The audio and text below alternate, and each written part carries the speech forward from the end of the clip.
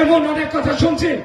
আমি প্রশাসনকে বলতে চাই, দেশকে বাঁচাতে হবে, যুব সমাজকে বাঁচাতে হবে, এদেশের মানুষকে বাঁচাতে হবে, শিক্ষার হার বাড়াতে হলে এদেশের যুব সমাজকে বাঁচাতে হলে মাদক মুক্ত ব্যবস্থা করতে হবে। তাই টিউনু সাহেব, ওসি সাহেব, আপনাদের কাছ থেকে বারবার সহযোগিতা চাচ্ছি।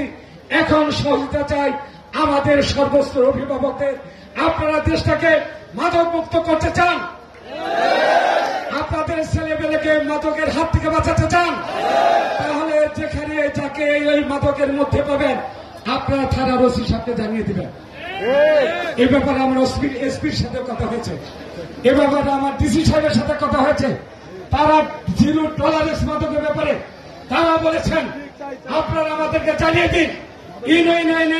ইউনিয়নের নেতৃবৃন্দ এবং সচেতন মানুষকে জানিয়ে দেন, তারা যেন টেলিফোনের মাধ্যমে আমাদেরকে যারা মাদক ব্যবসা সেটা জানিয়ে দেন। দুই, এই বিক্রমপুর ছিল 900 বর্গ মাইল, আজকে হয়তো বা 650 বর্গ মাইল আছে মনে হয় পদ্মা নদীতে। এই বিক্রমপুর ভাঙতে ভাঙতে এখন আমার বাড়ির ঘাটে বিক্রমপুর, অর্থাৎ বিক্রমপুর চলে গেছে পদ্মার সে পারে। এ কারণে কথাটা বলা।